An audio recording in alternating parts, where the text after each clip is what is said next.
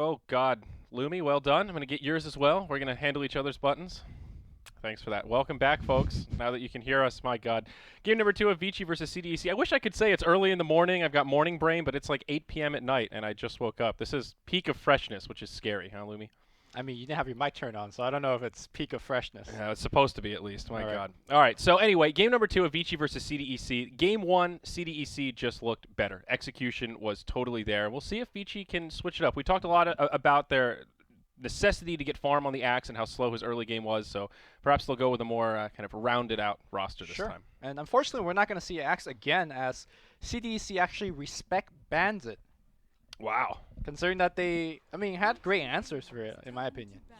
Yeah, they really did.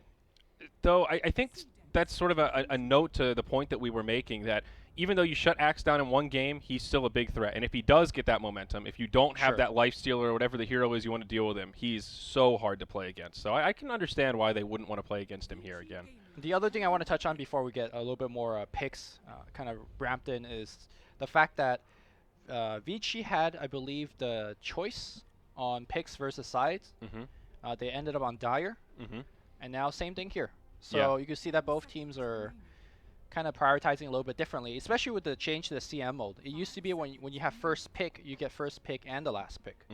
And I think generally that's where most teams went with. They generally favor the first pick. Now I think it's a little bit more even between picks and sides. Yeah. No, on the last patch, I think once they crunched the numbers, Dire had a okay advantage in terms of overall win rate. I think first pick also had a decent. It was like 52 to 48%. Okay, fairly balanced. Which doesn't sound it doesn't sound like a lot, but over a lot of games, I think that exceeds just general variance. Once you have hundreds of games cataloged, but.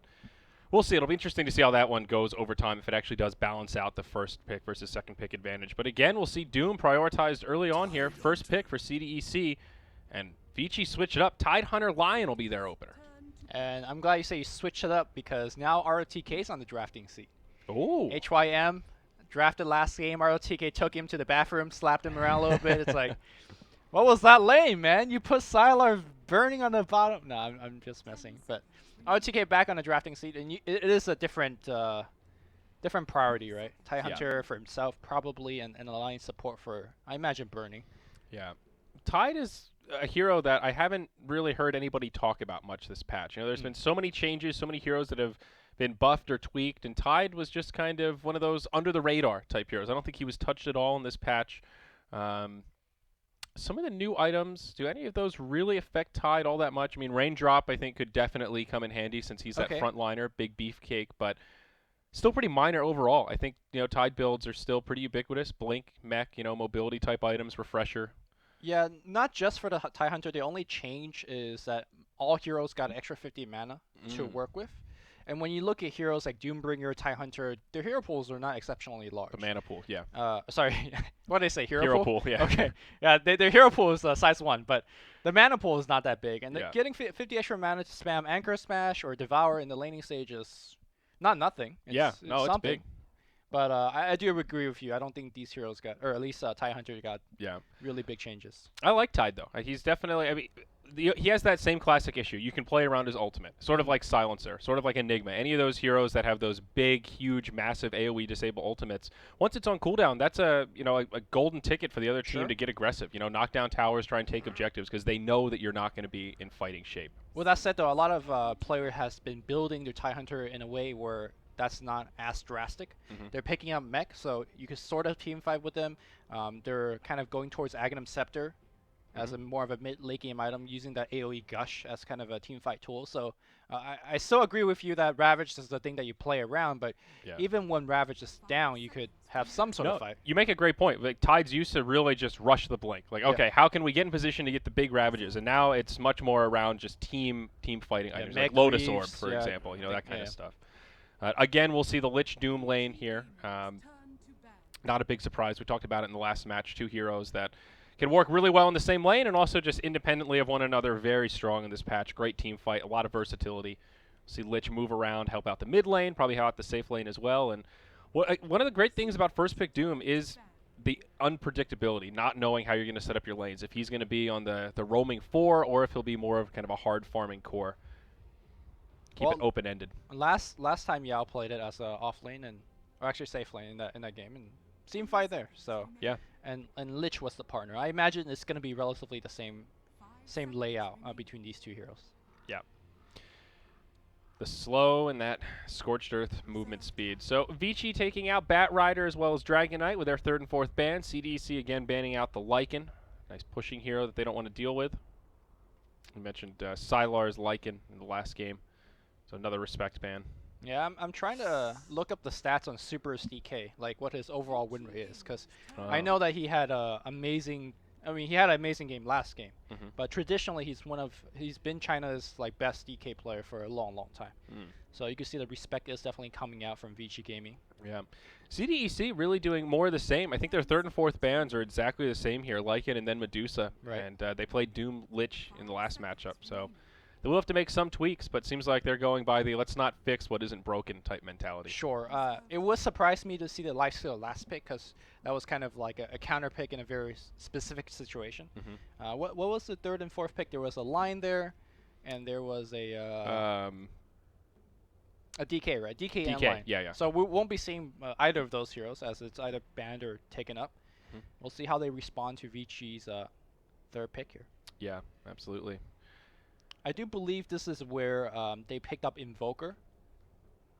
And they could again. I mean, the Invoker was one of the better parts of their lineup. CTY was still able to get an early Midas, and even though he got picked off a couple times in his jungle and even in the lane, I think he was the victim of the first blood, he still farmed really well. All things considered, he really recovered well. And here's the Enchantress. She was banned out in the last game, I think, instead of the Bat Rider in that 3rd banning slot on the Dire side. So. All right, so there's a couple of things with Enchantress. She might be one of those heroes that you do go the early Windlace on, because going for the boots first is a fairly heavy investment. Right. Well, technically you could go both. You could go Windlace and boots, and you just like run circles around. That might be overkill, man. You like start at 400 movement speed. That's pretty good. Yeah, something like that. The thing I'm somewhat concerned about is if you pair her up against the Doom Lich lane, that's somewhat decent magic damage. Yeah. It's not something that will burst you down from 100 to 0, so you could probably turn on your heal, but I think she could survive through that more often than not. She's probably one of the better heroes for it. Might have to tweak her build a little bit, maybe get an extra point in the Nature's Attendance early on, but now CDEC really switch it up, with some huge mana regen for the team. Yeah, great for Doom. Really good for the lane as well. Crystal Maiden could be somewhat greedy in the jungle and get that quick level 3, get the boots. And speaking of Enchantress, we talked about her big weakness is magic damage. Well, Crystal Maiden coming out jungle with a level 2 Nova, for example. Yeah, and also the Frostbite against the creeps. One of the more classic counters against the Enchantress Chen type heroes that utilize the jungle. That is fair. With that said, though, we were talking as if Enchantress is the offlane hero, but I do believe Tidehunter is the designated offlane, at least for now. Yeah. This is, I think it's a jungling Enchantress, which makes a lot more sense now that we kind of look at the overall of the draft. Juggernaut, the stable core being picked up here. A lot of healing now for Vici. The Nature's Attendance and the Healing Ward together are actually really great for 5-man. That's one of the better parts of Juggernaut as a carry, is he just works so well in those mid-game pushes, mid-game team fights. All right, so Juggernaut picked up. I do want to touch on some of the newer items that Juggernaut players can pick up.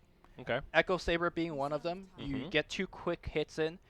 You do have a critical strike built in, so that could be something. What's the mechanic with Echo Saber and Omni Slash? Because he does auto attack. Yes. I do want to say, well, here's the thing. It depends on your attack speed. That's something I should have tested at home. That's a weird one. I can't believe I didn't think of that until now. But if you actually can get the double strike on that, it's really good. Yeah, it's a lot of damage. We'll see if he does pick it up, and maybe we have a little bit of science speaks off. Even outside of that, it's still really good on Juggernaut. You get that 0.6 second slow, so you can chase people down. And any hero that has a built-in crit, I think that item is just naturally really good on. And the other item that got a little bit of change is the Diffusal Blade.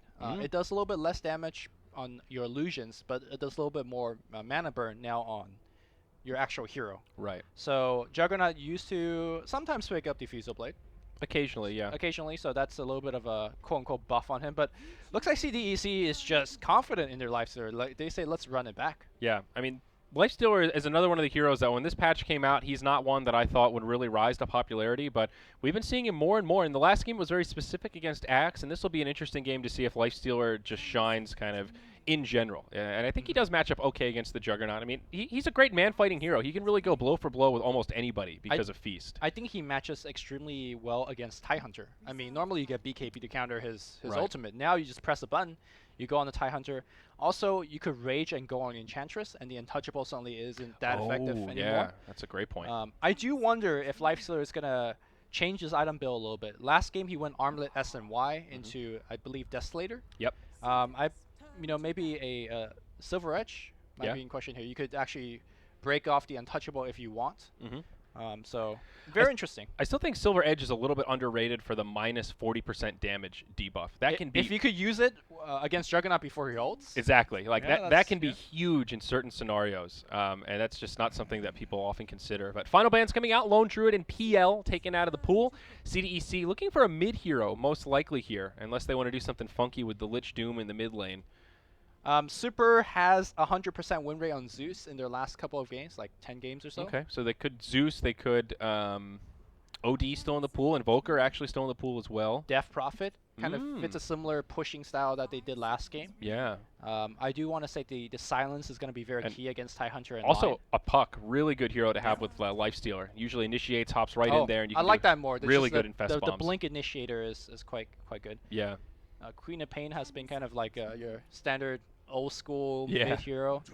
Tiny. Okay. All right. So speaking of Echo Saber hero, this is the Echo Saber hero. Yes. Although if it's a mid tiny, probably we're going to see a Blink build first. Yeah.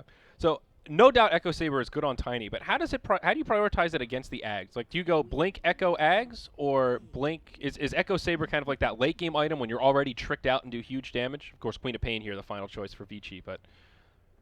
I think you go Blink, Saber, Axe. Okay. With that said, though, Axe is kind of like a farming item in a sense, so it might be smarter to go Blink, Axe, Echo.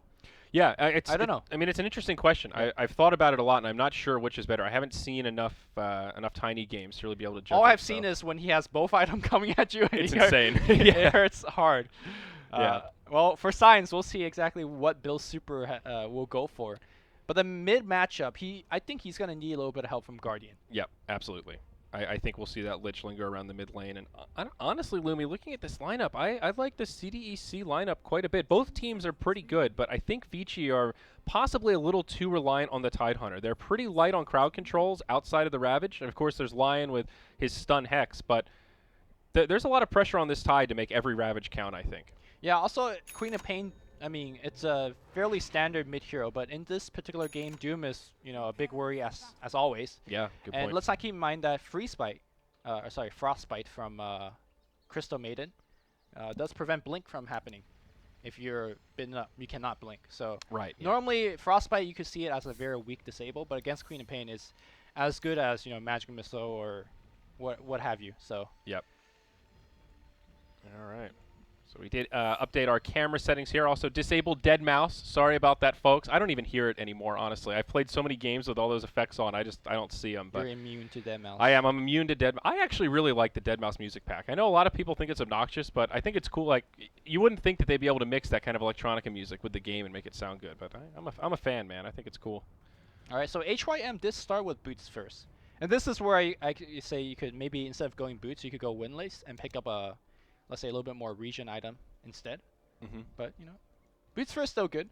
Yeah, Burning still didn't pick up his items yet. Looks like 40% packet loss. Am I translating that right?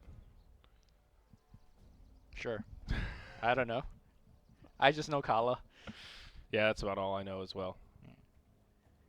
Actually, if I type dash ping, would it show up my? I think it shows up my ping, right? It might. I think if you go to, oh yeah, there you go. Oh, I have 35% packet loss, so. All right. Yeah, though we're also far away from Perfect World servers. Yeah, that's a bummer. Yeah, Vici, we're having a bunch of connection issues in Game 1. I wonder if they're using the Shanghai server. From personal experience, the Shanghai server is generally the one that goes poop the most times. Oh. There's like 3 to 4 different server, and I didn't realize you could choose. Every time I've hosted games for China, it's just Perfect World is the only option I've had. Oh, okay. Is that a? Oh, when you play, there's like. It might be different if you're actually on their client. Yeah, there's 4 to 5 different servers, and normally, like, how it shows your ping when you're playing? Like, normally most of them are green. So from a playing perspective, it's fine. Maybe it's just these games where they're hosted that is a little poo-poo. Yeah. It looks like burning in a reconnect here. Really interesting lineups, though. Curious to see how this game is going to unfold. I want to see how this Tiny shines and how he ends up building. I mean, we've seen a lot of games where just an early Blink Dagger, he can ball out of control and just sort of take over before the team fights even really happen. Also, the mid Tiny, I wonder if he will do any kind of laning shenanigans. Because you could walk to the big camp and maybe toss a creep to like suicide the mid lane. You know what I'm talking about? Oh, yeah, you can. We saw like Pylai Dai do that for Team Secret. And maybe you just let your Lich walk into lane in the first wave. Or just like suicide toss the creep wave in. All right, well, we're coming back to us here, Lumi. Looks like we're going to have a rehost. So have to look at our pretty faces for a moment while we get into this next game. So I hit the leave game button, right? I'm always a little scared to just leave the game. I was actually just about to say that. I always like hesitate before you're done, but I think so. It looks like everybody's DC'd out here, and I think they're going to just rehost it up. Hopefully this fixes it. Always unfortunate when there's lag issues that are not on the player end. Harder to troubleshoot. So what do you think about this patch overall, Lumi? Have you been enjoying it so far? I mean, new patches are always fun, but overall, you like the changes? You like the way they're going with the game? I had a lot of fun playing the first couple of days because I was trying out different heroes. Yeah. And then I went to play solo MMR, and all I did in those games was pick Lich. Really? I did win those games, but I had severely a lot less fun. Yeah. Because as a Lich, you just kind of sit there and do nothing. Yeah. But I did get my plus 25s in. The hero that I really thought would be fun is the Mirana Ags upgrade. That really seemed cool to me on paper. And it's not a total gimmick, but it's not really that great either. I think I've definitely lost some MMR trying to rush Ags on Mirana and then realize, well, Starstorm's not that great of a spell, even though getting it cast for free is pretty nice. So I did try the same as well. I went Hanamitis first, and then I went into Axe. Okay. And then I literally just farmed the whole map. And I played him kind of like a damage nuker. I went the Ethereal Blade after. Okay. So I will leap in, Ethereal Blade, double Starstorm, and generally you could pick off. That's pretty good. See, I was doing mostly just Ags into Veil. That was kind of my build. Okay. And then, kind of a similar idea. Yeah, and then after that, what I went for was Mjolnir. So the right clicks do a little bit, and then you add that extra bit of magic damage in there. Not sure if the synergy was quite there, but it was an interesting thought at least. So, so I'm just checking to make sure that we've got a new. See if there's like a new password. Yeah, I don't see any. I don't see a lobby. Hopefully we didn't screw up here, Lumi. Oh, there's always Dota TV. That's true. There is always Dota TV. Have you tried the new shaker with the Aghanims upgrade? I have not tried it. I mean, I played in a lot of games where people have gotten it because it's all the rage in solo queue, but I have actually not done it yet. I have not seen it in. Have any pros done it? Has it happened in a pro game yet? That has made any headlines? Because I haven't noticed one, but I want to say I've seen it in one of the open qualifier games. Okay. But that's not exactly the pro games that you're looking for. Yeah. What do you think? It seems gimmicky to me. I mean, it's cool, but I don't know if it's worth, so to speak. Right. The question is always like, do you rush it? Do you get it if you're a support? Because Go is pretty tight on that regard. Exactly. The thing is, like, once you get to a certain point where if you have enough HP threshold to kind of jump in and out of the fight, you gotta keep in mind Enchant Totem has a relatively low cooldown. Yeah, was it 4 or 5? 4 or 5 seconds, right? So you could jump in and out, and then when they start focusing you, you just Enchant Totem out. They can't chase you, and then you blink back in to do more stuff. So yeah, it's definitely the most fun I've had in a while to playing Shaker. Because you feel like you're a puck, right? Yeah. But you hit much harder than a puck. And you do a lot more like stunning, so it's... All right, we've got a new lobby. All right. All right, now I need to spell this password correctly. Oh, you got it. Phew. Okay, good. All right.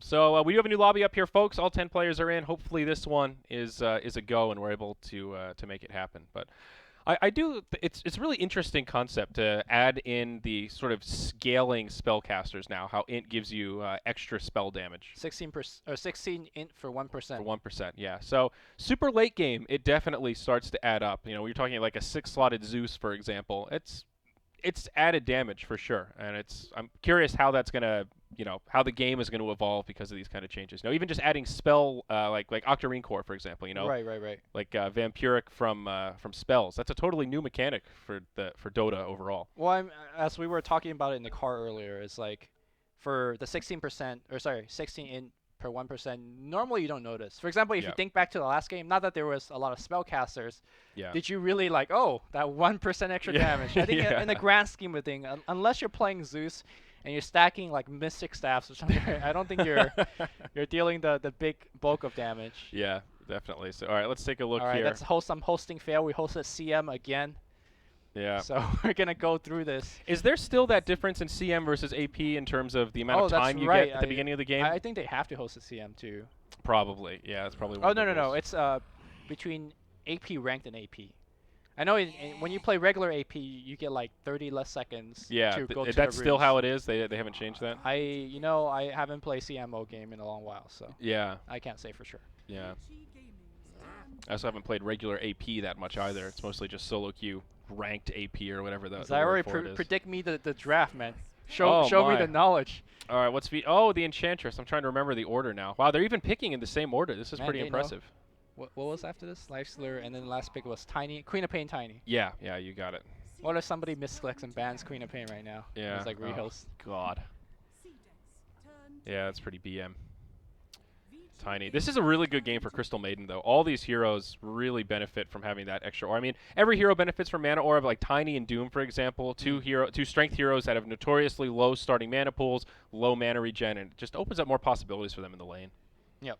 The other thing that we really haven't touched on, because it was the last pick, is the Queen of Pain. Will she go for the standard, the Orchid build? And if the game does drag out long enough, will we get the Bloodthorn?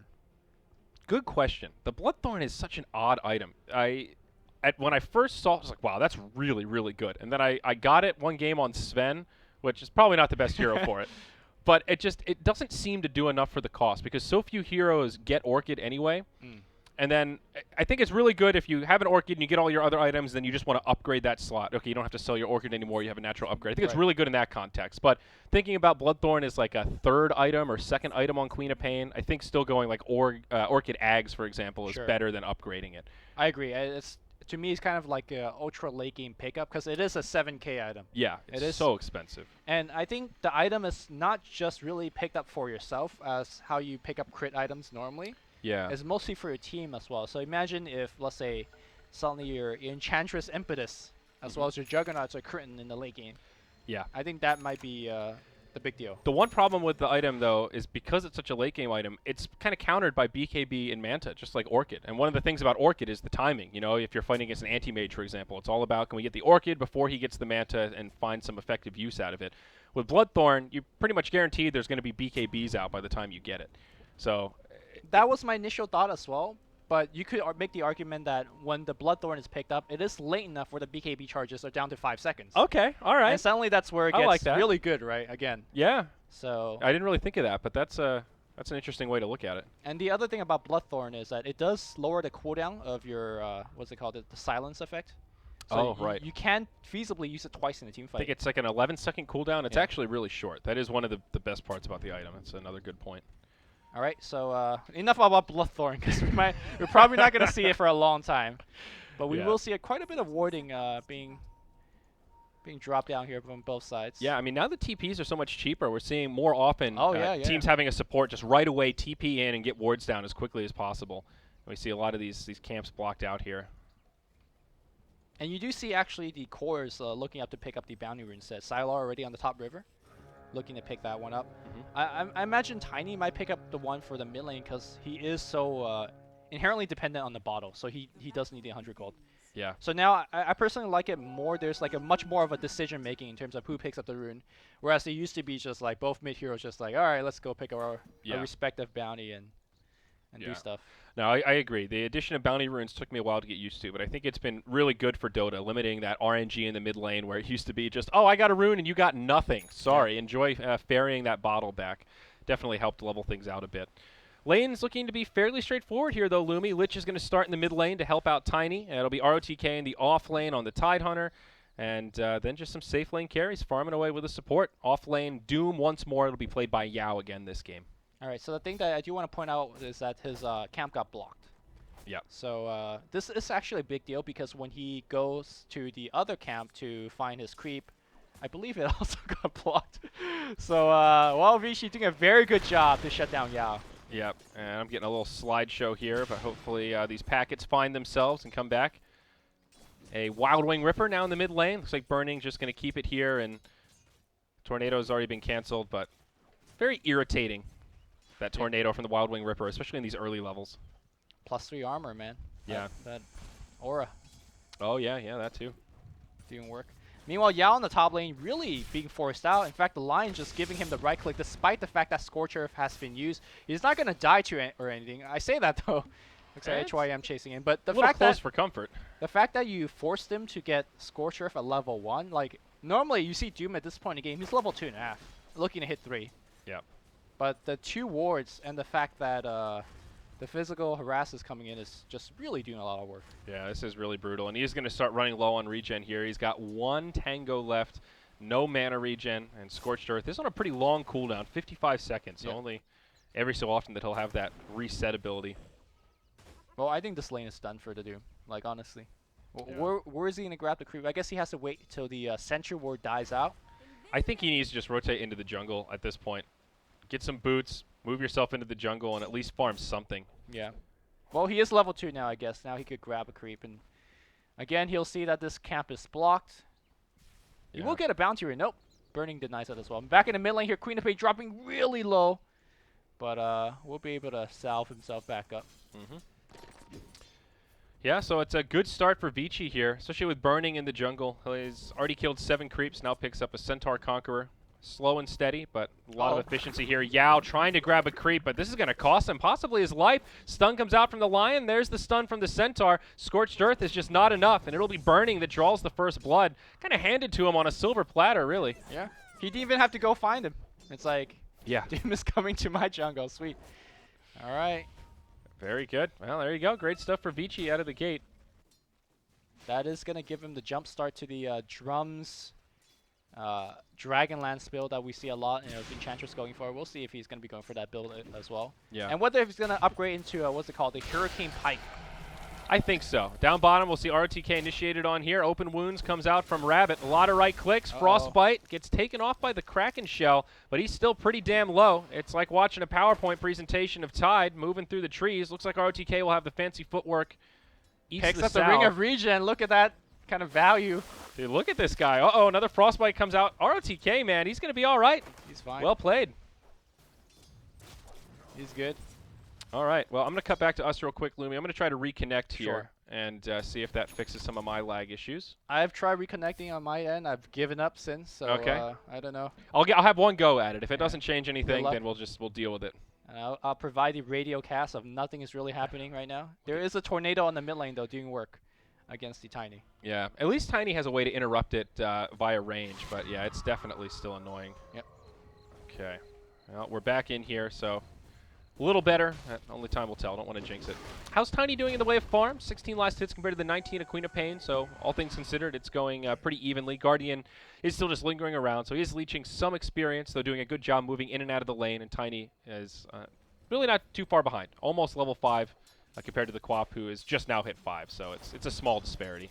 Bottom lane looks like we had a fail rotation from the Vici supports coming in to not really get a kill, but I imagine they saved ROTK with a TP or something like that. But yeah, looks like it. 4 heroes from CDEC, though. They are ready to ride. Let's take a look at Dire Vision here, and they see Yao actually just standing there. He's not really behind a tree. Not the sneakiest rotation, but they don't see Guardian. He'll come over. Frost Blast, not going to be usable. Can't get in range, and that awkward gank attempt from CDEC will be a backfire. Oh, to be fair, Doom wasn't doing anything like on the map either, so. Yeah, that's a good point.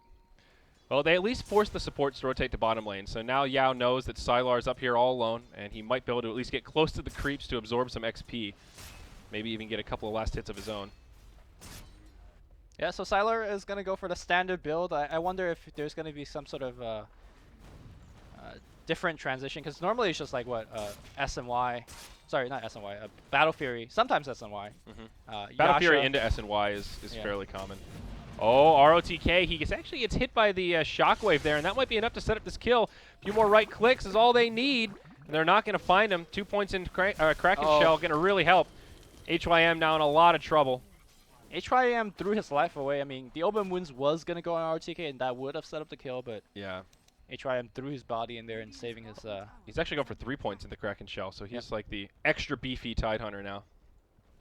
And he needs it here against Lifestealer. Yeah, Back in the river, Super in a lot of trouble here as he does toss the Avalanche and will TP out. No stun available from the God's Creep. That Mud Golem. Yeah. I like the change they made to Mud Golems. Now it's actually worth picking up for Doom, for Enchantress, even Lifestealer to hop inside of. Yeah. It's one of the better creeps now, actually. It was actually my favorite creep to hop inside as a Lifestealer for a level 6 gank. Yeah. Because you Bodo Toss, you Infest, and then you have double Bodo Toss after that, and that's actually quite a bit of magic damage early on. Yeah. And they also can't slow you down. You're completely immune to spells. Yeah. So ROTK is definitely having a much better time in this off lane, though. He is getting close to level 6, halfway through 5, and getting some basic farm. 19 last hits, nothing crazy, but definitely better than what the Doom has been getting.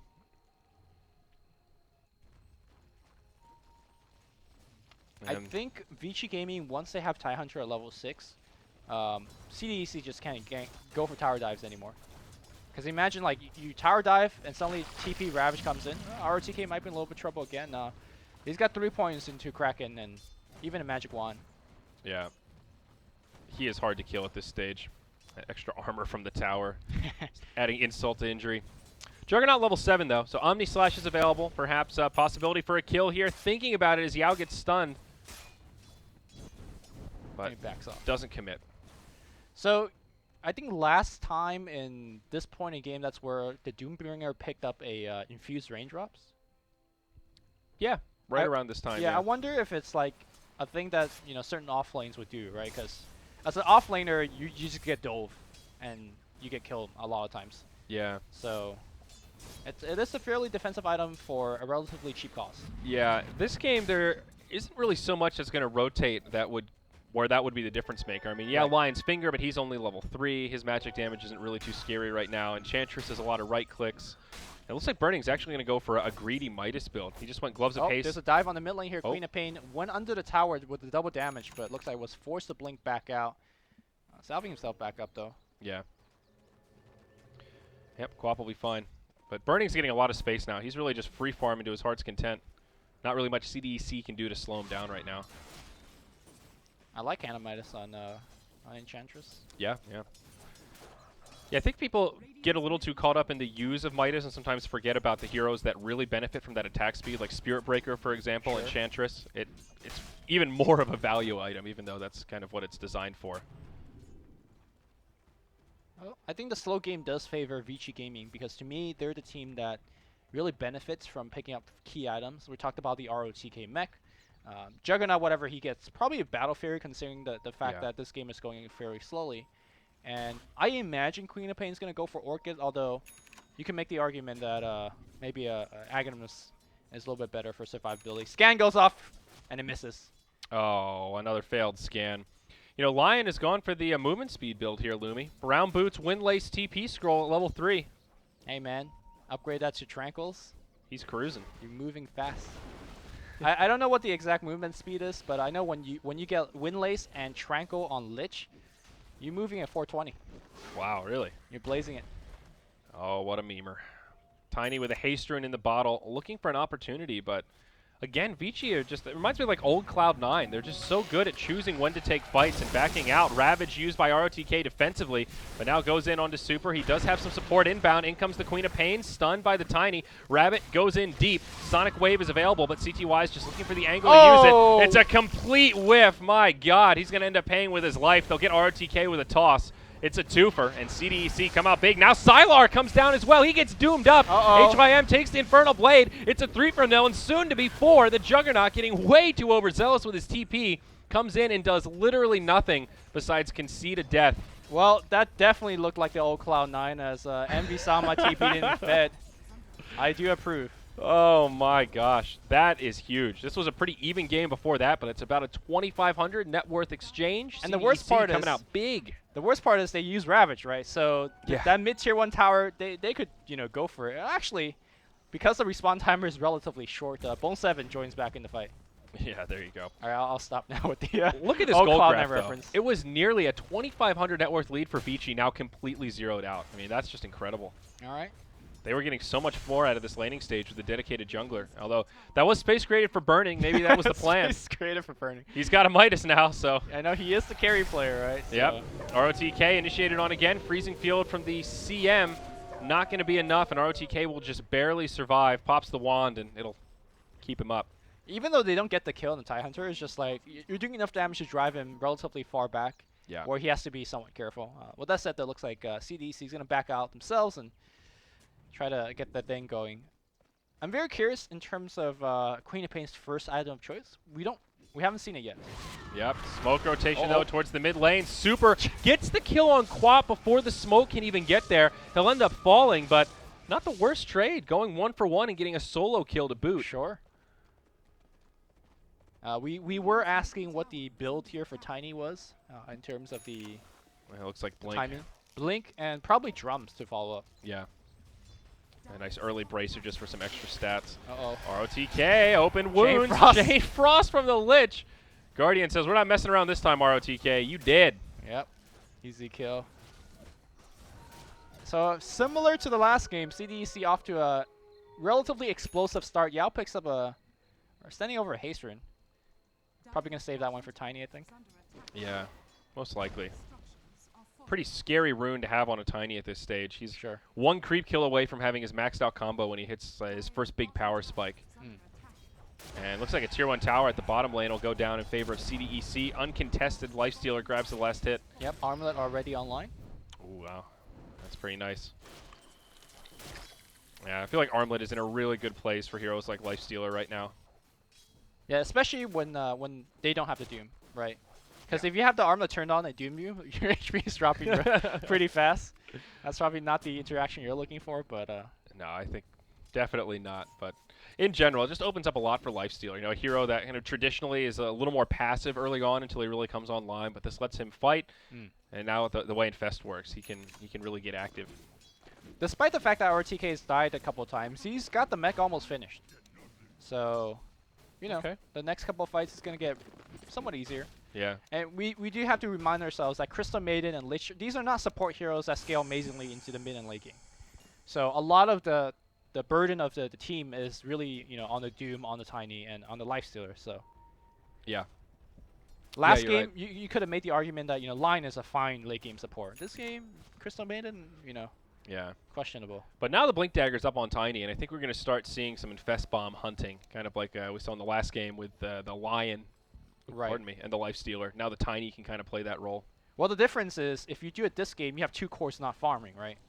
Last game with the Lion taking up the Lifestealer, that's some sort of different story, because you still had a DK that's farming. So yes, they could go for plays like that, but it is a bigger risk if the if the gank doesn't work out here. Mid lane, Avatos, and there's that Frostbite preventing the blink. Nova to finishing things off. Hey, that Queen of Pain just went full to 0 in the blink of an eye. Pretty easy pick off there. And that was the Blink Dagger reveal also. Haste Rune still in the bottle from a minute and a half ago. And Queen's poor. She's got a Sage's Mask. I don't know, man. Well, Rabbit actually has an Invis Rune. Ping out ROTK. If they kill him before he gets his... here we go. They're going to open things up with open wounds. Avatos, Blink, everything dropped onto him. ROTK dies, and no mech in sight. You know, it would have almost been better if they had just slowed down that damage at the end and let him Ravage. Because I'm not sure if he would have, but possibly thinking about it. I think I saw the animation. Yeah. Pressing button. But still a nice clean kill. Now they go on to Burning. Frostbite, follow up from Super. It's more than enough. Plenty of magic damage there with the freezing field to boot. CDEC just taking control of this game, Lumi. 10-2 at the 15-minute mark. Oh, look at that mana regen on Crystal Maiden, because they did recently buff the level 4 mana regen. Yeah. Was it plus 10 on Crystal Maiden this early in the game? Damn.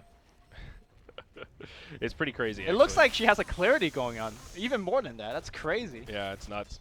Now this tier 1 in the mid lane going to be under heavy assault. ROTK still has the Ravage, so they could try to take a fight here. HYM coming around the side. He is level 6, so they do have a Finger of Death to work with. Burning, still dead, but he's going to respawn now. He TPs to that tier 1 tower. Omni Slash, follow-up stun from Lion. Super getting low. There's the ult from CTY. Secures the kill on Tiny, and CDEC will be pushed back. There is a Chain Frost on Guardian. He drops it as well as the Doom. Now ROTK in big trouble. Won't be able to Ravage this one. Burning goes in deep. Will finish off the Lich, but it's going to cost him his life. A 2 for 2. And again, CDEC control this tide pretty damn well. He is a great Doom target, of course. Well done by Yao. That was an explosive team fight. I do have to say, I'm taking a peek at our preview monitor. I see a Mirana going for an Aghanims. Oh my. On the other China game, so. That's funny, we were just talking about that too. I'm curious how that works out. Forget about this game. What's IG Vitality up to? We can't hop over, unfortunately, but you guys can at home, or you could turn on the multi-stream or multi-Twitch stream. Yeah. I think, is that the main Beyond the Summit stream? Yep, twitch.tv/Beyond the Summit. The go. multicast to follow as many games as you possibly can. Yeah. So Juggernaut with a really interesting build here, Lumi. He went for the early Yasha, and now it looks like he's going to go back for the Battle Fury with the Perseverance. Yeah, that's generally how you want to progress your item if you're looking to get a little bit more movement speed, attack speed into, essentially walk a little bit faster, farm a little bit faster. So you think that that's a worthy kind of stop off before to delay the Battle Fury? I think so. Okay. You might make the argument of picking up, let's say, Ring of Health early for the laning stage, because the HP regen is fairly nice. But yeah.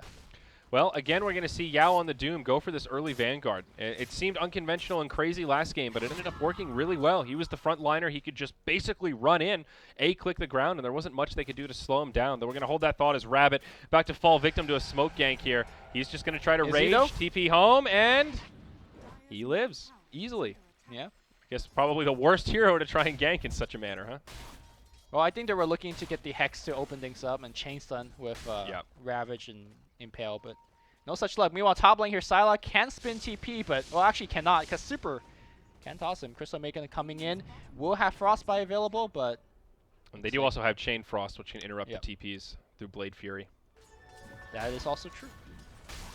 Second game in a row where CTY just have a very lackluster start. Avidloss is coming in, and he barely blinks it out. Woo! That was pretty close. Yeah. Although, meanwhile in the jungle, Sylar spinning around, gets a kill on the Lich.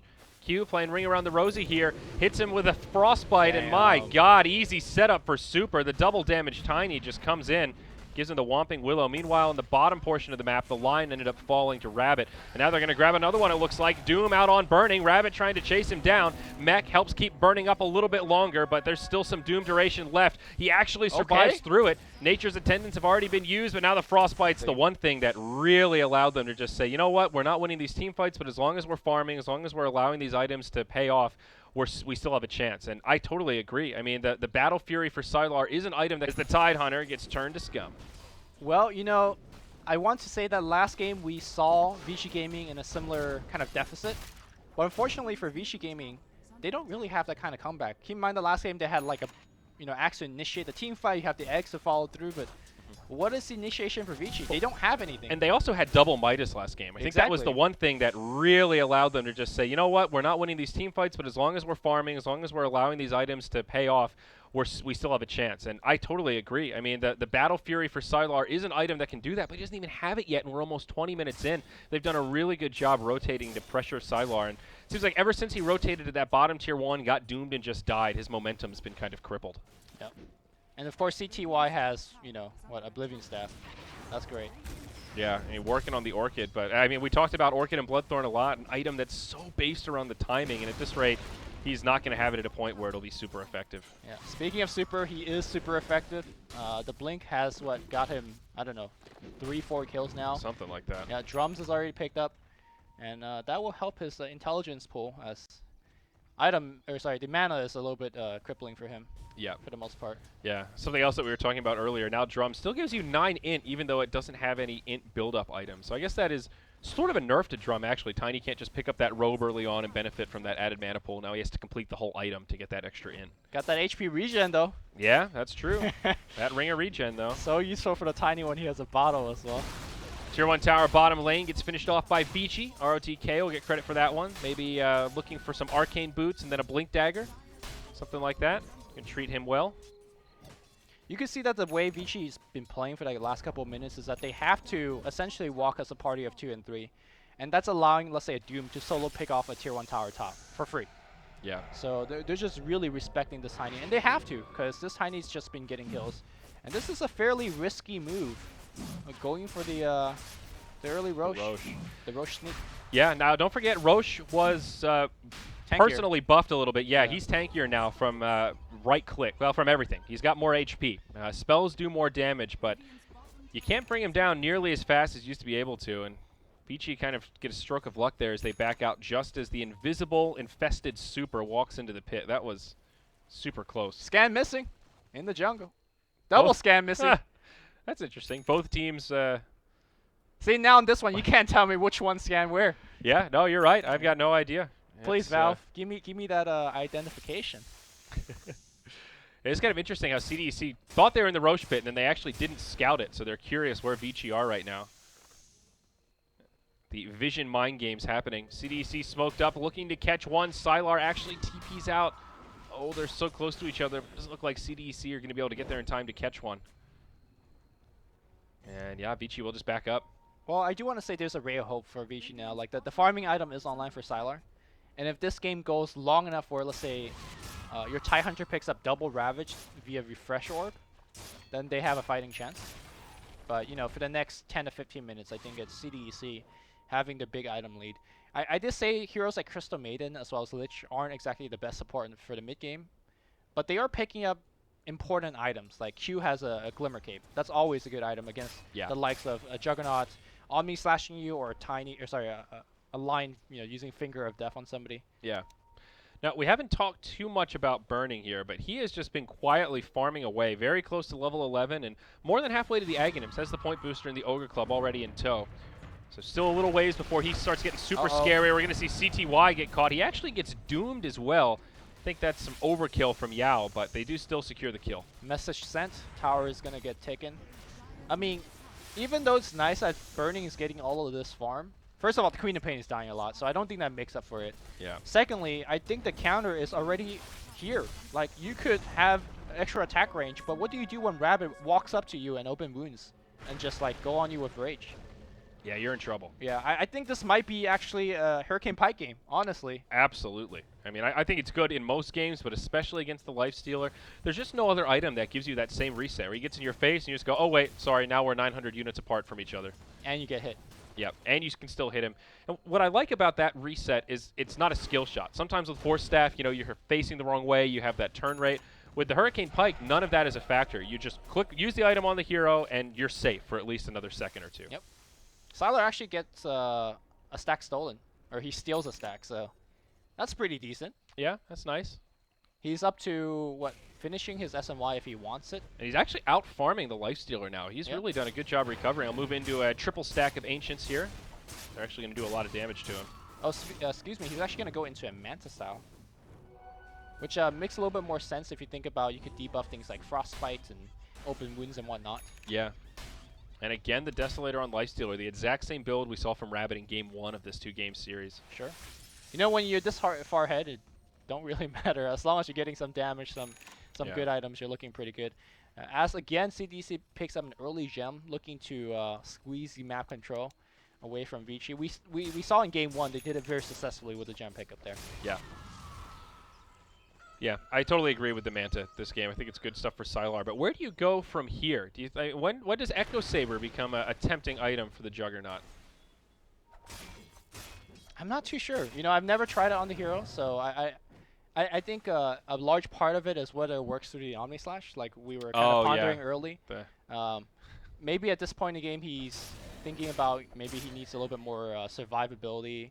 Diffusably, it comes into question as well. You know, Sylar knows best, so we'll see. Yep, that's true. Time will tell. Yeah. 4 hero smoke now from CDEC in their jungle. Everybody except the Doom, part of this cavalry. And looks like this is just a smoke into the Roche pit. They'll leave the bounty rune there for now. And they're going to try to take out the big boy. Dire team does not seem too suspicious. And right now, they're really lacking on vision. Dire have 1 ward down, and it's in the top lane. Oh, pardon me. They have a lot of wards down. They're just near the runes. So they have a ward right here, but they're not nearby. Can't see smoke. Yep. And obviously, you can't scan into the Roshan pit either. It won't give you the detection. That would be stupid. But they do circle the Roche pit. Looks like they were at least suspicious, and they just hand it over. That's an Aegis going the way of Rabbit. Tome of Knowledge not being purchased. Uh-oh. What's happening? Lumi does not approve. Vici is on top of theirs, and they need it because they're getting wrecked. But CDEC have one available. Yeah. I mean, I think their supports are sufficiently leveled by killing stuff. Actually, Lich is not 11 yet. Yeah. They would push him to at least level 10. Yeah, be worth it. So similar game plan as we saw in game 1, right? CDC is just looking for a pick with the Doom and whatnot. And Doom does have the Blink Dagger. In fact, he has a Blade Mail this game available. Much better against the likes of Queen of Pain, Enchantress. I mean, what do you do as Enchantress, like when the Blade Mail's turned on? You just run. That's it. I mean, and that's job accomplished for the Blade Mail, I think. Yeah, absolutely. I mean, she, as you talked about before, notorious low on starting HP, and well, she has the Ags pretty close now, so she's not super squishy, but still not very beefy either. Once you start returning that damage, she'll fall pretty quick. The Orchid has also come out on Queen of Pain. Her Aghanims, or maybe a BKB with that Ogre Club, more likely. Still under construction. Yao, looking Doom. for a Doom, perhaps? Not quite. I saw the hand lift up, man. It was close. Yeah. Though the Aghanims is now out on Tiny. So he is getting to this point where he's got the Whomping Willow, he's got the big damage, and he's also got the farming tool. Alright. The Echo Saber Dream, is that happening? I think so. I mean, what else would you go for next item here? Maybe BKB? So without Echo Saber being the game, Tiny's used to go for AC. Sometimes Moonshard if you feel like you're really far ahead. Well, Avatar's coming out here, going on ROTK, and wow. Where did he go? That is an absurd amount of damage. You know, if that's like a support or something, I totally get it. But that's a Tide Hunter with a mech and maxed out Kraken Shell. I mean, he just evaporates. To be fair, he doesn't have any a cloak or anything to mitigate magic damage. But you know, looking at how that engagement went, if you want to call it engagement, do you even need an Echo Saber? Maybe going up for high ground, just AC is just flat out better, right? Yeah, that's a fair point. Although actually, maybe not. Like, you do hit the tower twice with Echo Saber as well. And they've already got the Deso for minus armor on the tower, so there's some diminishing returns there. They get the tier 3. Glyph is available for the Dyer's side. They'll use it now as the melee barracks are under assault. TP on the way. Tide coming up in about 5 seconds. He does not have a buyback, so they will have to wait for the respawn timer. And of course, Aegis of the Immortal is still in the hands of this Radiant side on Rabbit. No, it's a Yasha. He's buying Yasha. So Manta Tiny, I guess? Not like this. Where's my Echo Saber? Interesting. I mean, Manta, SMY, whatever. Like, just kind of some sort of movement speed, attack speed. It all makes sense, and it's great on a Tiny. Yeah. But let's be real. We all want to see the Echo. Yeah. All right, we'll see how it works out for him. 2 minutes left on the Aegis, so it looks like CDC will try to pick another fight here. They smoke up and kind of bait with the Tiny. He's the only one not included in it. Okay, there's a double damage on Juggernaut's bottle. Uh-oh. Or CTY's bottle, but he... Oh, no, but the Doom's going to come out. It looks like he's going to be dead. Sylar, he's completely dead. ROTK has the Ravage, but they're not even going to use it. They don't even try to mech him to keep him alive. They just cut their losses, let the Jug go. And now I think CDEC just go right up the mid and try and finish off this lane of barracks, knowing that the Glyph is down. Jug does have buyback available, so they might get a surprise kind of blink Ravage into a buyback, and he does have the double damage. Yeah, he didn't use it there. They can turn it around. Good point. So damage right into the melee barracks. Yao says, forget about you guys. I'm going to go for the ranged barracks. All right, Juggernaut's teleporting in from the behind. He is trying to get that Omni Slash off, but he's going to have to back off. So I think CDC are happy with that. Force the buyback and now just retreat, go back to farming, knowing that he's wasted a lot of that hard-earned Battle Fury gold. I don't know, man. A safe play. It seems like Vici is just on the back foot every single game. And like you said earlier, there's no double Midas to carry them back. Yeah. It just doesn't feel like the Juggernaut's Battle Fury is going to be enough. I mean, he's still farming pretty well. He can keep tempo with the Lifestealer, but I don't know if the Juggernaut alone is going to be enough here. No one else is really farming that crazy. Burning will transition into more of a carry towards the late game, but he's still pretty far away from that. Hand of Midas, Aghanim Scepter, Brown Boots is all he's got. He has picked up a casual cloak now for a little more survivability, but his damage output still leaves something to be desired. It's kind of ironic that you have the 2 best carry players, arguably in the world, and they're going to lose the late game. Yeah. But, you know. We'll see. It's not over yet, Lumi. I haven't given up hope completely. Looks like we are going to see Doom moving to the Shivas. Which, again, is just like more frontline, right? He blinks in Scorcher of Shivas, and you just can't do anything. They're going to try to make a jump on Rabbit. They hit him with the Orchid. Ravage from ROTK only hits on 2. They do bring down the Lifestealer, but now Chain Frost bouncing around a lot of heroes. Now jumps into the creep wave. It is stick. It is a 4v5 though. Tiny was not there, so CDEC will not be too eager to take a fight. He also does not have a TP, so he's going to have to do it the old-fashioned way if he wants to join this party. Actually, Sylar still does have that Omni, so maybe they're going to try to threaten high ground and at least force a buyback. This is a little risky though, knowing that Sylar's already bought back. If he gets killed here, then CDEC could just go right up the mid. Tiny's already pushing that lane out.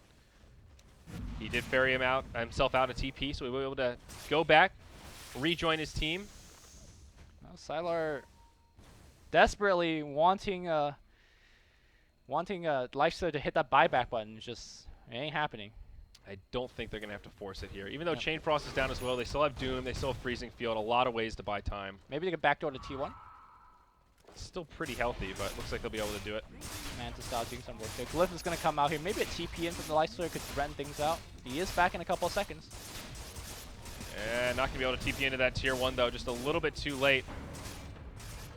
Sylar on the run. Oh. Doom. Oh, he did spin off the Purge, so that's pretty good. Nice impale to slow things down. But here comes the Tiny. Toss back to the Doom. Where's the healing stick? It's coming back in. Keeping it healthy for a little bit, but it's taking way too much damage. Here comes the Sonic Wave, just tickling everybody. CTY has to blink back out. Enchantress all in the meantime, high ground, just pinging away, but not doing nearly enough damage. It's going to be retreat time for Vici Gaming. Wow. And here comes the Blink Daggers of CDEC. It just feels like Vici don't have any damage here, Lumi. Another Purge used onto Burning. It's going to be slow to swing that Fiery Sword, but they're just going to leave the Enchantress. So now they go for HYM. Super's just going to chase him down, and all of Vici Gaming getting wiped up here except the Queen of Pain. She was able to blink back towards the well. All of CDEC still surviving. I don't know if Vici will tap out quite yet, but it's starting to get close to GG territory here, Lumi. That's another 3,200 net worth exchange. CDEC just exploding with momentum. Yeah. The only thing going for them there is that the creep wave was at the river, so they get themselves like a good 20 seconds. But Tidehunter is responding in a couple seconds. He has Ravage. In 10, yeah. The thing is, I think this Rax is going to go down now. They do have a glyph. That'll buy him a few more seconds here. Just about enough time for that Ravage to come up, but what's the follow-up damage? Sonic Wave still on cooldown for another 70. And I think they're going to be forced to watch this mid lane go down. There is a tier 2 standing in the top lane. Okay. ROTK blinks in. To be fair, Anchor Smash, you know, does remove base damage by a big percent on Tiny. So, you know, what is it, 40% reduction on 300? Yeah, it might even be more than that. 60%. 60%, okay. That's a lot, right? Yeah. No, it's quite good. And he knows that he can kind of blink in and survive in scenarios like that. Now, Lumi, an item that we haven't talked about at all since we started casting is Hooded Defiance. That got a big buff now, just straight up one less item required to make it. And it's still just as good as it used to be, still has the active. You think that item's going to start to rise in popularity? Like, I feel like for the Tide, that could be an item where he could just jump in like that, use his Hooded Defiance, and not have to worry about getting blown up by magic damage. Yeah, with Hood is, it's always dependent on the enemy lineup. One of the most common times that you see Hood purchase is versus... why are they scanning the Roche? Didn't read that patch log, man. I mean, I guess if you scan it kind of like here... well, they do see people walk. It shows you if people are in this window, but yeah, that was a weird scan. All right. But I was saying that one of the most common hero that you got Hood against is the Earth Spirit. And Earth Spirit got a pretty big nerf against him, in my opinion, so we don't see Earth Spirit being picked as much. Which do you mean, the movement speed nerf or the boulder? Hold that thought. Yeah, Super jumps in. Now BKB from CTY and the Ravage from ROTK. Ravage still healthy as ever. He's just going to continue fighting. The ult from CTY just doesn't do enough. Tidehunter buys back right away, as does the Queen of Pain. This could be a final fight for Vici. We'll see if they can turn things around. Q will be the first victim on the side of CDEC. Guardian moves into the tree line, tries to TP home, and he will get interrupted. They'll get another pick off onto the Lich. And they will get Aegis, I believe. Is it spawning soon? Oh, no, never mind. So a 2 for 2, but they have to burn 2 buybacks to make that happen. So in the end, it is actually still a small favor for CDEC. I mean, they burn 2 buyback on course to get a Crystal Maiden. Oh, hold that thought. Crystal Maiden now buys back, goes on ROTK. So does the Lich. Double buyback. Okay. CDEC are saying, hey, they bought back. If we can win a team fight here, we can just go straight up the mid and cripple their base. Uh-oh, here comes the blink forward. ROTK taking a ton of damage. Impale will hit, and here comes the Juggernaut. And there goes the Juggernaut, because he cannot handle Rabbit. Meanwhile, Burning on the backline, dishing out the damage. He gets Avatos, and he's going to get cleaved down by the Crystal Maiden ultimate, as well as Tiny. And this looks to be the beginning of the end, or the end of the end. Work it on Yao. Is he going to be able to survive through this? No. The Juggernaut has the damage, but it's going to cost Vici so much to get that kill. They've already lost their Jug. CTY will have to use his BKB again. That's an 8-second BKB charge to try to make it out here. Blink up in a couple seconds, and Magic Immunity will allow him to survive.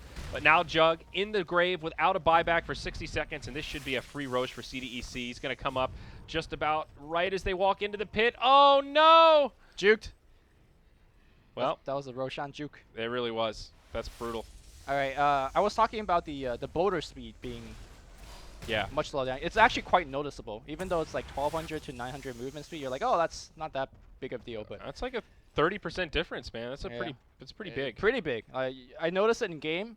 Normally, like, you see the boulder coming, but you can't dodge it, but now you can. Yeah. So. And they took, I think, -10 from his movement speed, which actually does hurt. It's like 305 to 295 or something. That's not as big because Windlace kind of compensates for it, but still, I mean, movement speed is one of the. I think that's, I don't know the right way to articulate it. One of the changes that is, it looks minor but really big. Yeah. You know, it feels like, oh, 5 movement speed, who cares? But that matters. It's like the difference between getting an extra attack or not, you know? Yes, exactly. So Roche has respawned now. It's been scattered by CDEC. Vici have everybody alive, and they're congregating around the pit, ready to make a stand if they think CDEC are going to commit. There is a Ravage available here. Actually, all the ultimates are available, so we could see a big team fight break out. Ooh, smoke now from CDEC. As Vici just run right in there. Radiant wards, minimal. Yao jumps in, Doom onto CTY, not a bad Doom target to get things started. Now Super jumps in, Shane Frost as well, no creeps to intercept it. Ravage from ROTK connects on the entire team, but it just doesn't matter. The follow-up's not there. Shane Frost does so much damage. Sylar goes bouncing around in the ultimate, but now they're just going to turn and try and chop him down. Finger of Death doesn't even secure the kill onto Q. It just couldn't get worse for Vici at this point. GG gets called as they get wiped up. All 3 heroes dead without buyback. They've had enough, and it will be a 2-0 for CDEC. Yeah, last game we saw Vici losing, and what we said was kind of like, it wasn't a draft error, it was more of execution, because Vici was, you know, you can make the argument ahead at some point in the game. This game, I think it was a drafting loss for Vici Gaming, because how many times do we see a 4 or 5 man Ravage? And how many fights, despite the 4 or 5 man Ravage, nothing happened? Yeah. No, it seemed like, okay, good Ravage, and then where's the follow-up damage? Exactly. There was no damage, and that was with the Enchantress plinking away in the background, right? I do want to say that the Enchantress nerf, like the percentage damage taken away, the maximum damage of the impetus, had a big part. And I think if this was like a last patch fight, then Enchantress might have, like, you know, killed 1 or 2 people. Yeah, I mean, when you look at that game, it felt like Burning didn't have a big impact, and he really had run-of-the-mill. He had an easy first blood that was just handed to him. He was free farming in the jungle, had Midas at a really good timing right into Aghanims, and still couldn't really keep up in damage. Yeah, and he's generally like the last person to die in most of these fights, so he was just dishing out damage throughout the fight. Right. Didn't matter. Yeah. So Lich, once again, man, the Lich Lifestealer, the 2 kind of breakout heroes of this patch, it feels like. Again, Rabbit with a great performance, 13, 1, and 12. Yeah. Just speaks to how little pressure they were able to put on the Lifestealer. And I think, you know, nobody likes to sing a song about Doom because we see it all the time, but he was a big part in it. He just spinkling most of the fight, either dooming the Queen of Pain or the Juggernaut. And once you knock one of those out, they just don't have enough damage to win the fights. Yeah. So. One of the great things about him in the offlane too is that he can recover. I mean, he was shut down so hard. In that he got Scorcher for level 1. Yeah, and he actually recovered really well. I mean, in that mid game, he was about on point with the Tide and was able to overtake him. So. Sure. A lot of good stuff there. But that is the end of our first series here, Lumi. CDEC looking damn good. We're going to have a break, and then we have another heat coming up after this. Do you know what it is off the top of your head? Do you remember? It is CDEC versus eHome. I think so. I think we're going to stay in the same group and just move to the next match. So another good one coming up. Yeah, I think eHome's going to do a little bit better than Vici Gaming. But just before we close things out, I hope Vici does recover because, again, these are big names. I want to see more of them. Yeah, me too. There's definitely still some hope. A rocky opener, but that's the great thing about the group stage. Still plenty of time to bring this back. It's just the group stage, man. It's just the group stage. Yep. There's still plenty of Dota to come. Still early on in the event. So thanks for joining us, folks. We'll be back after this. I'm Zyori. He's Lumi. We're here on BTS2. That's where we're going to be for the next couple heats. So come on back when this next match is ready to go.